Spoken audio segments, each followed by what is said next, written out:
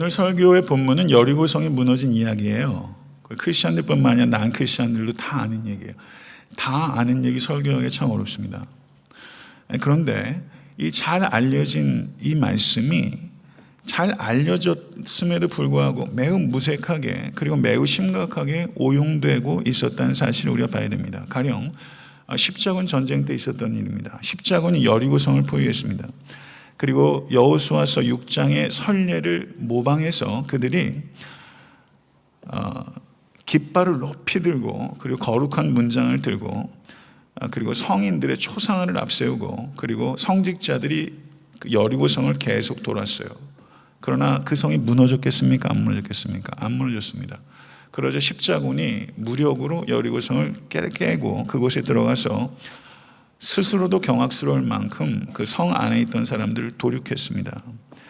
그들은 여호수아 6장에 나오는 그 말씀을 문자적으로 적용했고 군사작전의 청사진으로 여호수아서 6장의 말씀을 인용한 것입니다. 그 후에도 여호수아 6장의 말씀을 이용해서 남의 땅을 정복하고 식민지로 만들고 원주민을 학살하고 노예로 삼는 것에 대해서 정당성을 부여하는 말씀으로 여호수아 6장 말씀이 악용되는 일들이 적지 않았습니다. 성경을 이렇게 피상적으로 문자적으로 그리고 자의적으로 해석하고 적용하는 것이 매우 심각한 위험성을 가지고 있다는 그런 신뢰들이라고 할 수 있습니다. 오늘 설교를 통해서 여러분과 제가 깨달아야 되는 것은 성경을 오역하고 오용하는 죄를 범하지 않고 그때 그곳에서 이 말씀이 가지고 있었던 의미를 바르게 해석하고 지금 이곳에서 이 말씀을 어떻게 적용하고 살아낼 수 있을까 하는 것에 대해서 진지하게 생각할 수 있는 계기를 삼고자 합니다. 그런데 그 여호수아서 6장의 이 성이 무너지는 이 사건 바로 앞에 있는 5장의 내용들을 우리가 살펴볼 필요가 있습니다. 거기에 세 개의 흥미로운 사건들이 있는데 하나는 출애굽 이후에 태어난 남자들을 할례를 했고 유월절을 지켰고 그리고 만나를 하나님께서 끊으셨습니다. 전쟁은 모름지기 신체적 활동을 많이 해야 되기 때문에 최대한 기민하게 움직여야 되는데 하나님께서 전쟁을 직전에 두고서 이스라엘 백성들에게 할례를 하도록 했다. 이건 매우 비상식적입니다. 모든 남자들이 할례를 했을 때 적군이 침입하게 되면 영락없이 낭패를 보죠. 그리고 전쟁을 하게 되면 이 군량미를 많이 비축해야 되지 않습니까? 식량이 곧 총알인데 하나님께서 전쟁 직전에 만나를 끊어버리면서 식량 조달을 하나님께서 끊으셨어요. 하나님께서 이와 같이 하신 것들을 통해서 우리가 이해하는 것은 하나님께서 하시는 전쟁은 우리의 생각과는 다르다라는 것입니다. 5장 13절에서 15절을 보게 되면 여호수아가 여호와의 군대 장관과 만나는 장면이 있습니다. 거기에 보면 이 여호와의 군대 장관이 여호수아에게 내가 선 곳은 거룩한 곳이니 신을 벗으라. 근데 이 장면이 어디서 들어본 거예요? 출애굽기 3장에서 떨기나무 가운데 임하신 하나님께서 모세에게 이곳은 거룩한 곳이니 내 신을 벗으라.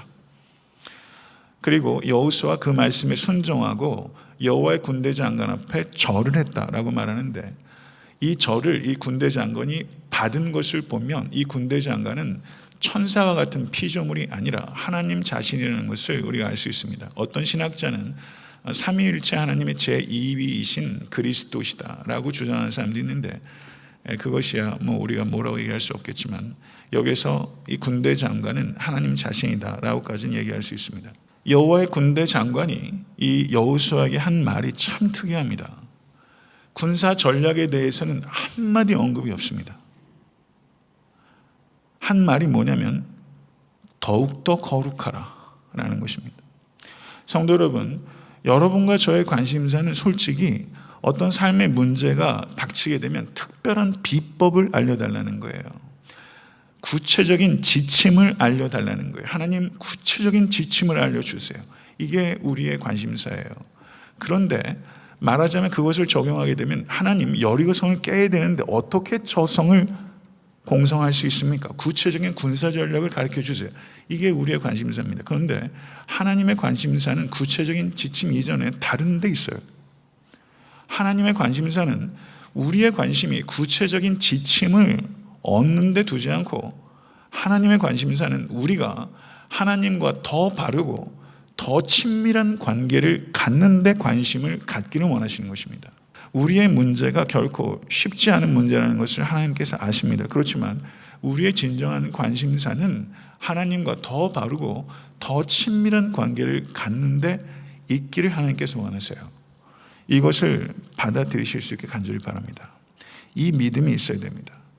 사랑하는 성도 여러분, 하나님은 전능하신 하나님이십니다. 믿으십니까? 이 전능하신 하나님께서 여러분과 저에게 거룩함을 요청하고 계세요. 우리가 거룩해져서 구원을 얻은 것은 아니지만 하나님께서는 우리의 거룩함을 통해서 역사하십니다. 6장 1절을 보면 이스라엘 자손들로 말미암아 여리고는 굳게 닫혔고 출입하는 자가 없더라. 객관적으로는 승리할 수 있는 가능성이 전무하다라는 것을 말하는 거예요. 그런데 하나님께서 여호수아에게 2절에서 이렇게 말씀합니다. 보라, 내가 여리고와 그 왕과 용사들을 내 손에 넘겨주었노니.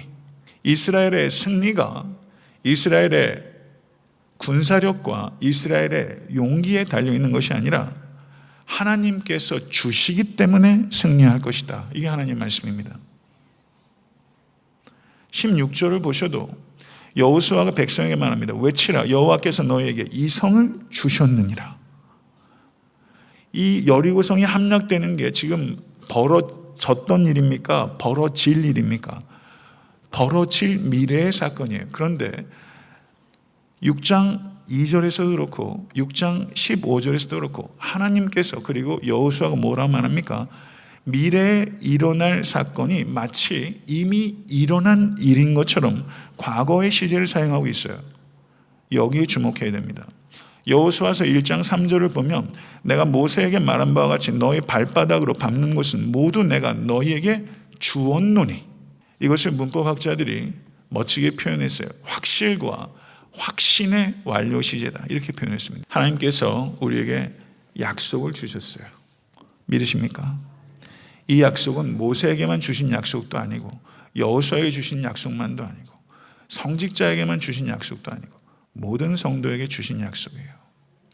하나님의 약속은요, 미래에 일어나게 될 일도 이미 이루어진 것이다. 이미 이루어진 것이다. 우리가 어떻게 살아야 합니까? 이미 이루어진 것처럼 사는 거예요. 이미 이루어진 것처럼. 그렇게 사는 게 성도의 삶이에요. 이미 이루어진 것과 진배 없다. 이게 하나님의 말씀이에요. 이걸 진심으로 믿으세요.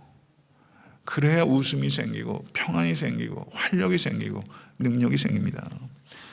잘 아시는 바와 같이 이스라엘 백성들이 성주일을 매일 한 바퀴씩 6일간 걸었어요. 무장한 사람들이 제일 앞서고 그 다음에 제사장들이 양각 나팔을 불며 따랐고 그 다음에 언약궤 그리고 후방에 방어하는 사람 이렇게 따랐습니다. 그런데 오늘 본문에 보면 언약궤 혹은 하나님의 궤라는 표현이 10번 등장해요. 10번. 하나님의 궤가 10번 등장합니다. 승리의 원동력은 비법에 있지 않고 하나님의 임재에 있다는 거예요. 하나님의 언약궤는 하나님의 임재를 상징하는 것입니다. 여러분과 저의 승리의 원동력은 하나님의 임재에 있어요. 눈앞에 보이는 것은 견고하게 문이 닫힌 여리고성이지만 우리가 진정으로 봐야 되는 것은 우리의 중심에 있는 하나님의 언약궤예요. 하나님의 임재를 볼 때 여리고성이 아무것도 아닌 거예요. 여리고성에 압도당하지 않게 되는 거예요. 성도 여러분, 지난 한 주간을 봐도 저 역시 여리고성에 이 눈이 혼란스러울 때가 있어요. 몇 번이나 혼란스러우셨어요? 우리의 눈이 참 못 믿어요. 여리고성을 보면서 우리의 간장이 녹아요. 하나님의 언약궤를 보실 수 있는 여러분과 제가 될 수 있게 되기를 간절히 바랍니다. 하나님께서 함께 하신 것 같이 느껴지는 때가 있어요. 그렇죠? 그런데 어떨 때는 정말 지금은 하나님께서 나와 함께 하고 계시지 않은 것 같아. 그런 시점이 있어요. 이게 끝도 없는 어려운 시간들이 이렇게 있잖아요. 정말 답이 없어요. 그런데 하나님께서 나와 함께 하고 계시지 않을 것 같은 그 시간에 내가 어떻게 느끼는 것 상관없이 하나님께서는 가장 강력하게 나와 함께 하신다. 나와 함께 하신다. 내 감정과 상관없이 하나님께서 나와 함께 하신다. 이거 믿으실 수 있을 때 두려움도 없어지고요, 외로움도 없어져요. 너는 외치지 말며 너의 음성을 들리게 하지 말며 너의 입에서 아무 말도 내지 말라. 그리하다가 내가 너희에게 명령하여 외치라 하는 말을 외칠지니라. 하나님께서 아무 말도 하지 말라. 어떻게 7일 동안 행진하면서 6바퀴, 마지막 6바퀴, 그리고 마지막 7바퀴 돌 때까지 어떻게 아무도 이야기를 하지 않습니까? 이건 정말 기가 막힌 일이에요. 성도 여러분, 우주에서 함락되어야 될 마지막 요소가 있다면 죽음이고, 우리의 육체에서 함락되어야 될 마지막 요소가 있다면 그건 혀다, 이런 말이 있어요. 그만큼 혀를 함락하기가 어렵다는 거예요. 그런데 도대체 이스라엘 백성들은 6일 동안, 어저께 제가 설교를 준비하면서 제가 이스라엘 백성이 하나로 생각해서 그 성을 한번 돌아봤어요. 무슨 감정이 있었을까? 처음부터 진짜 완전히 믿어졌을까? 그 침묵의 행렬들 속에서 나 같으면 어떻게 성장했을까? 침묵 속에서 자랄 수 있는 사람이 큰 일을 해요. 그런데 우리가 현대 기독교인들이 침묵의 힘을 잃어버렸어요. 히브리서 11장 30절을 보게 되면 믿음으로 7일 동안 여리고를 도니 성이 무너졌으며 라고 말하고 있습니다. 그런 생각이 들더라고요. 믿음이 있기 때문에 침묵하고 돌 수 있었을 것이다.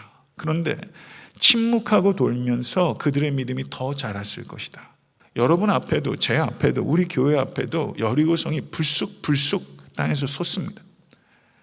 그 여리고성을요, 잠잠히 하나님만 바라보면서 도십시오. 근데 돌다 보면 믿음이 더 견고해지고 그 침묵에 뜻이 있고 침묵 속에서 자라는 것을 경험해요. 그리고 위대한 인간이 되는 거예요. 믿음으로 영적 대적 여리고성을 돌아도요, 아무 일도 안 벌어지는 것 같아요. 그런 시간들을 통과하는 거예요. 그런데요, 여리고성은 아무런 변화도 없는 것 같은데 여리고성을 믿음으로 도는 내 안에 변화가 나오는 거예요. 그걸 돌면서 자기가 부인되고 자기 십자가를 지게 되면서 나는 확실히 성장해. 나아만 장군이 요단강에 가서 7번 씻을 때 나았어요. 6번 씻을 때 전혀 변화가 없었어요. 아무 변화가 없었어요. 이 성을 하루에 6일을 돌고 나아만 장군이 6번 6일 동안 씻고, 여기에 무엇인가 공통점이 있지 않습니까? 성도 여러분, 우리가 언제까지 순종해야 합니까? 응답이 있을 때까지. 응답이 있을 때까지. 어떤 순간을 통과해야 됩니까? 아무 효과도 없는 것 같이 보이는 순간도 통과해야 되는 거예요. 실패처럼 보이는 순간을 통과해야 돼요. 그래야 여리고성이 무너져요. 하나님께 순종하는데 내가 순종할 수 있을 때까지 순종하는 것이 아니라 하나님의 응답이 있을 때까지 순종하실 수 있는 여러분과 제가 될 수 있게 간절히 바랍니다. 나의 영혼이 잠잠히 하나님만 바라며 나의 구원이 그에게서 나오는도다. 사람이 여호와의 구원을 바라고 잠잠히 기다림이 좋도다. 이렇게 자기 영혼에게 호소하시고 자기 영혼에게 호통하십시오. 그래서 잠잠히 하나님만 바라보실 수 있는 여러분과 제가 될 수 있게 되기를 간절히 축원합니다. 드디어 7째 날이 됐어요. 7째 날 새벽에 그들이 일찍이 일어나서 전과 같은 방식으로 그 성을 7번 도니, 전과 같은 방식으로란 말이 눈에 확 들어오는 거 있죠. 우리가 뭔가 특별한 방식에 매료돼요.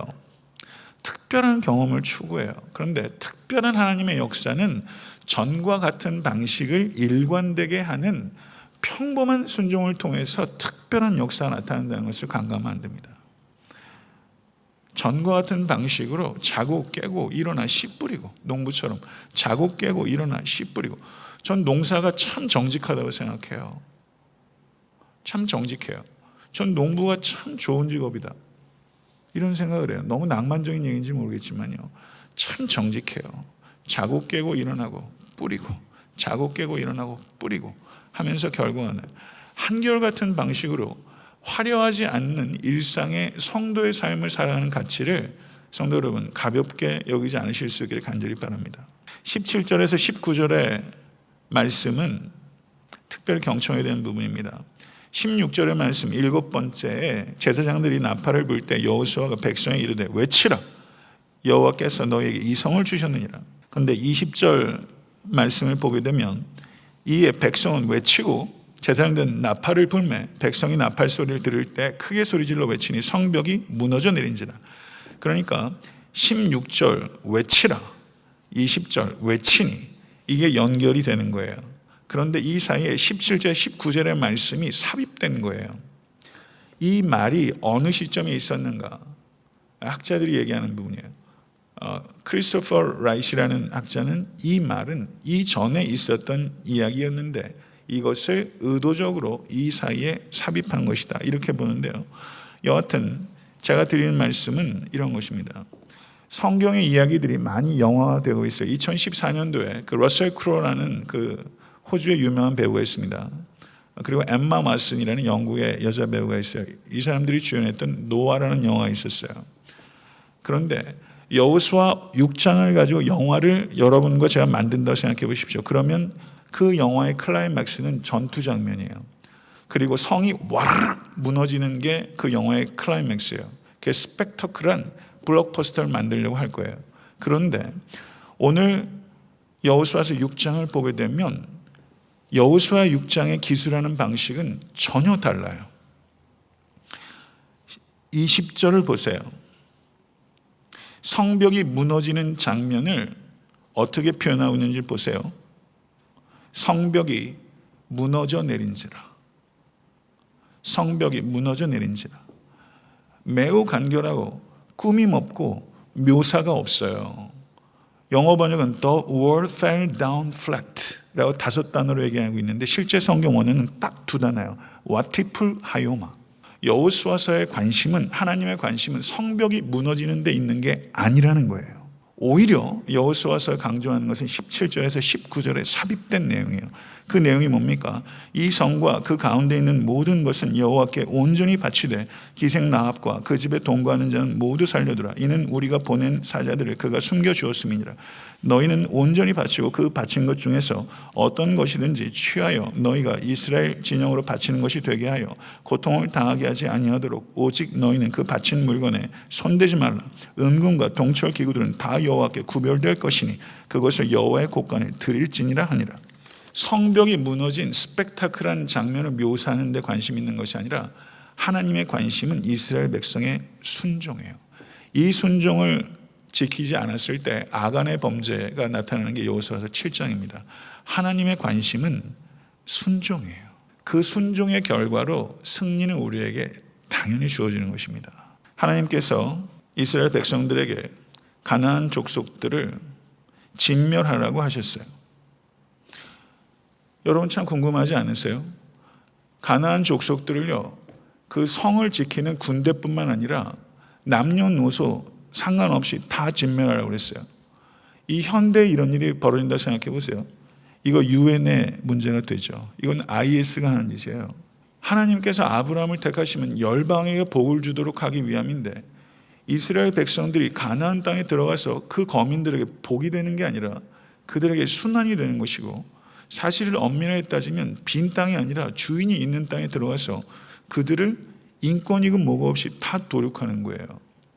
그러면 이것이 신앙적인 배경이 없는 세상 사람들이 이 말씀을 들으면 이걸 어떻게 이해할 것이며, 그리고 이 자리에 있는 우리들도 사실상은 이 문제를 어떻게 대답해야 될지 사실은 굉장히 까다로운 난제에 속한다는 것을 우리가 알아야 됩니다. 하나님의 긍휼과 정의를 수도 없이 얘기하셨어요. 출애굽기에서도 그렇고 레위기도 신명기도. 그런데 하나님의 긍휼과 정의는 이스라엘 백성들에게만 해당되는 것이고 이방인들은 논외가 되는 것인지, 도대체 이 하나님께서 진멸하라고 하는 이 말씀을 우리가 어떻게 이해해야 되는가 하는 부분들이 굉장히 중요한 신학적 난제예요. 만약에 여러분들이 전도하다 보면 누군가는 이런 질문 여러분에게 하실 수 있다는 얘기입니다. 제가 이 말씀을 오늘 드리는 것을 충분하게 대답하기는 어려워요. 그렇지만 대략적으로 우리가 생각을 어떻게 가져갈 수 있는지에 대해서는 제가 말씀을 드릴 수 있다고 봅니다. 구약 성경에 이스라엘 백성들이 전쟁에서 그 땅 거민을 몰아낼 때는 3가지 히브리어가 사용됩니다. 히람, 하람, 가라시, 아라시라는 단어가 사용돼요. 그런데 하람이라고 번역된 단어는 진멸하다 할 때 하람이라는 단어가 사용되고요. 추방하다 할 때는 가라시라는 단어가 사용되고, 퇴거시키다 할 때는 아라시라는 단어가 사용됩니다. 그런데 이 하람이라는 이 명사형으로 진멸의 의미를 갖는 이 단어가 집중적으로 사용되는 것은 여호수아서예요. 여호수아서 바깥에 전쟁을 진멸하도록 하는 의미의 명령은 하나님께서 주시질 않아요.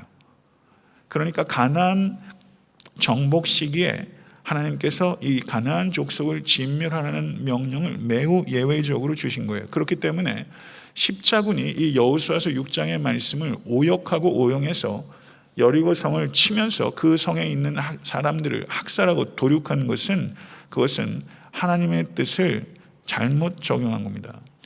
학살하고 인종청소가 벌어지고 있어요. 지금도 인종청소가 사실 벌어지고 있지 않습니까? 앞으로도 그런 일이 있을 수 있어요. 여호수아 6장의 말씀을 차용해서 인종청소를 하는데 정당성을 부여하는 것은 전혀 성경적이지 않다는 것입니다. 하나님께서 아브라함에게 이스라엘 백성들이 열방의 복의 통로로 주셨다는 뜻이 세상 나라와 민족이 윤리적으로 어떠한 폐악질을 해도 그들을 사분사분하게 대해야 된다, 이런 뜻입니까? 그런 뜻은 아닐 거예요. 하나님께서는 열방에게 복을 주시기 원하십니다. 그것이 궁극적인 하나님의 목적입니다. 그러나 그 궁극적인 목적을 이루어가는 과정 속에서 하나님께서는 열방을 징벌하실 수 있습니다. 그것은 하나님의 주권이요 하나님의 공입니다. 창세기 15장 16절을 보면 이런 내용이 있습니다. 내 자손은 4대 만에 이 땅으로 돌아오리니 이는 아모리 족속의 죄악이 아직 가득 차지 아니함이니라. 이 말씀은 무슨 뜻입니까? 아브라함 시대에 왜 하나님께서 가나안 족속들을 진멸시키고 아브라함을 그 자리에 차지하지 못하도록 하셨어요? 아직 그들을 진멸하기에는 그들의 악이 차지 않았기 때문입니다. 그러므로 하나님께서 가나안 7족속을 진멸하도록 하신 것은 하나님이 전능하심을 가지고 자의적으로 폭력을 행사하라고 하신 것이 아니라 하나님의 불의에 대한 하나님의 주권적이고 공의로운 심판의 행위라는 것을 우리가 받아들여야 되는 것입니다. 그런데 이스라엘 백성들이 가나안 땅에 들어가서 가나안 문화의 영향을 받아서 가나안 사람들 같이 됐을 때 북이스라엘과 남유다가 어떻게 됐습니까? 하나님께서 열방을 심판의 도구로 사용하셔서 이스라엘 백성들을 치셨어요. 하나님께서는 도덕적으로 일관된 공의의 하나님이시라는 것을 우리는 생각해야 됩니다. 사실 열방을 더 많이 치셨습니까? 이스라엘 백성들을 더 많이 치셨습니까? 구약 성경을 보면 이스라엘 백성들이 훨씬 하나님의 징벌에 노출되어 있었어요. 그렇기 때문에 하나님께서 이스라엘 백성들은 빼고 다른 민족들만 심판하신다, 다른 민족들에게만 잔인하시다, 무정하시다, 불의하시다 라고 말하는 것은 구약 성경의 하나님을 왜곡하는 무지라는 것을 우리가 생각할 수 있습니다. 가나안 족속에게 무서운 징벌이 내렸습니다. 이것은 예표적 사건이고 종말적 사건입니다. 이 사건을 통해서 우리가 생각해야 되는 것은 마지막 심판이 있다는 것입니다. 우리가 이 세상을 살다 보면요, 정의로운 사람도 불의한 일을 당하고요, 불의한 사람도 많은 복을, 현세적인 복을 받아 누리는 것처럼 보여요. 이 땅은 확실히 그래요. 그러나 궁극적인 선을 하나님께서 이루시는 시점이 옵니다. 그때에는 여한 개인의 죄도 은폐할 수 없고 여한 나라와 민족의 죄도 은폐할 수 없습니다. 지금 한국 사회에 돌아가는 걸 한번 보세요. 정말 기도해야 될 때 아닙니까? 여야를 떠나서 정치적인 입장을 떠나서 정말 한국 사회가 지금 급박한 위기 국면이에요. 정말 깨어서 기도해야 될 때입니다. 성도 여러분, 그런데도 불구하고 은폐가 얼마나 많아요. 정직하게 얘기를 해줘야 대책을 세우죠. 개미도 도망가고 모두 도망가고 하는데 왜 사람들만 대책이 없이 어떻게 이렇게 가는지 저는 참 요즘 조마조마해요. 은폐해요. 매사를 덮어요. 뭐 하나 드러나는 게 없어요. 미국 사회도 이상해요. 사람이 막 총 맞아 죽는데 사실이 막 흐려져요. 정확한 진단이 안 되니까 정확한 해결이 안 돼요. 참 안타까워요. 얼마나 은폐되는 죄들이 많은지 몰라요. 여러분에게도 저에게도 은폐된 죄들이 있어요. 그럼 마지막 때에 다 드러나요. 공의롭게 심판하세요. 그런데 보세요. 여기에 라합과 그의 가족이 구원을 얻어요. 라합은요, 여리고 성에 가나안 족속이었어요. 그런데 저가 믿었어요. 그 믿음을 보시고 저를 구원하셨어요. 하나님의 은혜가 라합을 구원했어요. 하나님의 은혜가 여러분과 저를 구원해요. 하나님의 은혜가 모든 믿는 자들을 그 혹독한 징벌에서 구원하세요. 마지막 때 하나님의 궁극적인 선이 이 땅에 완벽하게 성취될 거예요. 지금 이 세상에 살면서 도저히 이해되지 않고 도저히 해결되지 않는 죄와 모순과 억울함들이 여러분에게 그리고 이 땅에 만연합니다. 사실은 너무 만연해요. 그러나 마지막 때 하나님의 궁극적인 선이 이 땅에 완전하게 성취가 될 것을 믿으실 수 있게 간절히 바랍니다. 말씀을 맺겠습니다. 우리도 전쟁 중입니다. 우리의 전쟁이 진짜 전쟁이에요. 이 전쟁은 위대한 전쟁이에요. 이 전쟁은 영적 전쟁입니다. 우리의 눈앞에 여리고성이 있어요. 도처에 여리고성이 있어요. 이 여리고성은 우리의 외부에도 있고 우리의 내부에도 있어요. 그래서 그 여리고성은 견고하게 닫혀 있고 그 여리고성에는 매우 노련한 군사들이 있어요. 이 가나안 7족속처럼 우리 내부에 있는 이 여리고성을 한 신학자는 이렇게 표현했어요. 미움, 탐심, 두려움, 정욕, 교만, 이기심, 방탕, 이와 같은 것들이 우리 내부의 여리고성으로 견고하게 있어요. 가나안 족속을 진멸하지 못하면 가나안 사람들과 같이 되는 것처럼 성도 여러분, 옛 본성을 죽이십시오. 우리의 의지를 사용하십시오. 그러나 우리의 의지로 그 옛 본성을 이기지 못해요. 오직 성령을 의지하십시오. 예수 그리스도의 십자가를 붙잡으십시오. 그래야 그 우리 내면에 있는 도성들이 허물어져요. 그리고 우리 외부에도 영적 여리고성이 있어요. 그게 뭡니까? 사도 바울이 로마서 8장 35절에 누가 우리를 그리스도의 사랑에서 끊으리요? 환난이나 곤고나 박해나 기근이나 적신이나 위험이나 칼이래. 7가지의 공교롭게도 이런 것들이 여러분의 앞에, 저의 앞에 이런 것들이 불쑥불쑥 솟아올라요. 그때 사랑하는 성도 여러분, 믿음으로 걸으십시다. 잠잠하게 걸으십시다.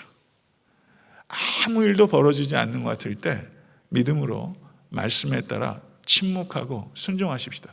저는 어제 말씀을 준비하면서 애타한테 섬기는 교회가 이렇게 7일 동안 아무 말도 얘기하지 않고 돌 정도면 이거 진짜 일사불란한 군대죠.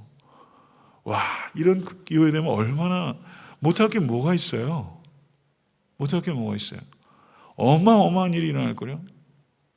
정말 믿음으로 우리 개인이, 교회 성도들이 하나님의 말씀에 따라 그 견고한 성을 침묵하며 잠잠히 여호와 하나님을 바라보며 돌 수 있는 권속과 교회가 될 때 이 땅에 소망이 있는 줄로 믿습니다.